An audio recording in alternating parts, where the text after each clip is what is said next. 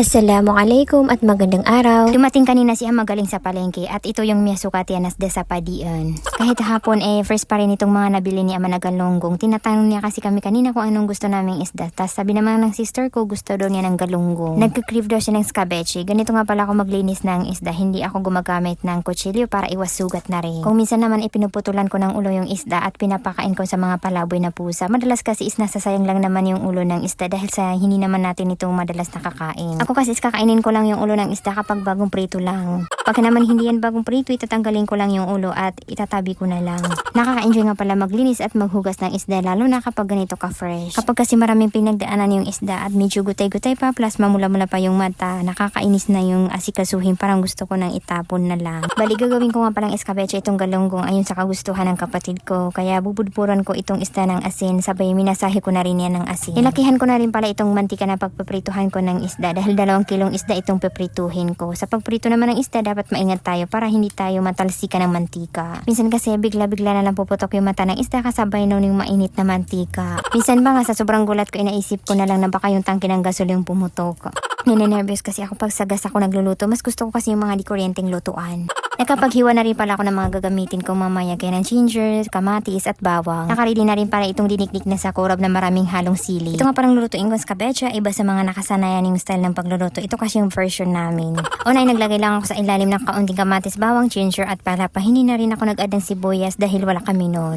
Din saka ko naman isinusunod yung mga piniritong isda din. Maglalagay na naman ulit tayo ng aromatics bago yung piniritong isda. Basta inulit ko lang hanggang sa makover ng mga aromatics yung mga piniritong isda. Sa ibabaw naman ang pinakahuli kong nilalagay ay tinitimplahan ko naman ng asin, pampalasa, paminta at 200 grams ng ketchup. Siyempre hindi mamawala yung tubig. Pinagpapantay ko na rin yung laki ng isda at yung tubig. Pagkatapos ay hinalo-halo ko lang yan ng bahagya gamit yung kutsara. Pakalipas ng ilang minuto ay luto na rin itong isda kaya pwede na nating itong hanguin. Kung hindi niyo pa natatry ganito klaseng luto sa galunggong ay pwede niyo itry dahil masarap talaga ito. Chinik ko naman itong gulay na malunggay na naka-assign sa sister ko tapos na rin niyang himayin itong malunggay na may kasamang kangkong. Kaya ito naman yung lulutuin ko. Naglagay lang ako ng palapa dyan sa tubig na magsisilbing sabaw. Nung kumukulo na, saka ko inilagay itong gulay. Tinimplahan ko lang yan ng seasoning at asin. Siyempre, hinalo-halo ko muna yan saglit at tinikman ko na rin kung okay na ba yung lasa. Nung sa tingin ko ay okay na, hinango ko na rin yan agad. Pagkatapos ko magluto ay di-open ko na rin itong pasalubong ko na galing sa brother ko. Galing nga pala ito sa kabilang planeta.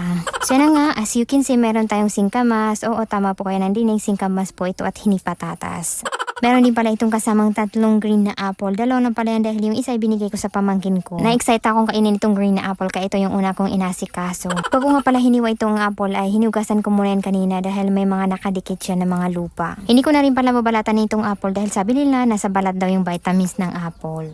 In-slice ko lang pala yan ng ganyan kaliliit para maayos tingnan bago namin kainin. Saka para na rin maraming makatikim, nagrereklamo na rin yung isa sa amin bakit daw hindi ko yan binalatan. Sinabi ko na lang sa kanya na wag na lang siyang magreklamo, kumain na lang siya. Then sunod ko naman binalatan itong singkamas. Medyo mahirap siyang balatan, mukha kasing magulang na itong napili ko kaya medyo mahirap balatan. Ito nga pala yung pangalawang beses na makakatikim ako ng singkamas. Nung una kasing makakain ako nito bata pa ako at hindi ko na matandaan yung lasa nito. Akala ko nung una ay niluluto itong singkamas gaya ng ubi. Isa pa lagi kasing lumalabas sa FYP ko yung mga nagmumukbang nito kaya bigla ako na pa-order sa brother ko. Dalawa lang muna yung binalatan kong singkamas baka kasi hindi magustuhan itong mga kasama ko. Tapos ko na rin pala yan slice kaya pwede na natin itong tikman. Sa unang kagat ko nito wala siyang kalasa-lasa. Medyo matumbing nga lang siya sa loob. Pinatikim ko na rin pala si ama kanina, ang sabi hindi daw masarap. Yung ibang napapanood ko isinasawsaw nila sa asin na may sili at yung iba naman isinasawsaw sa toyo na may bagong na maanghang. Ako naman nagitry ko itong isawsaw sa toyo na may sili kahit papaano ay medyo masarap naman. So anyway, maraming salamat nga pala sa brother ko na nagpadala nito. Galing pa kasi ito ng Manila. Tapos kinabukasan naman ay maga kaming umalis ng bahay dahil sasamahan ko pa yung sister ko nang magpa-check up. Kumising kami ng 4 AM tapos mag-aalas 5 na nang makalis kami ng bahay. Kailangan namin kasing pumunta na maaga sa hospital para kami yung number 1 sa listahan. Kaya naman pagkarating namin doon ay kami yung nauna. Mas okay na yung maga tayong dumating para maga rin tayong makauwi. At yun lang muna. Maraming salamat sa panonood. Follow for more.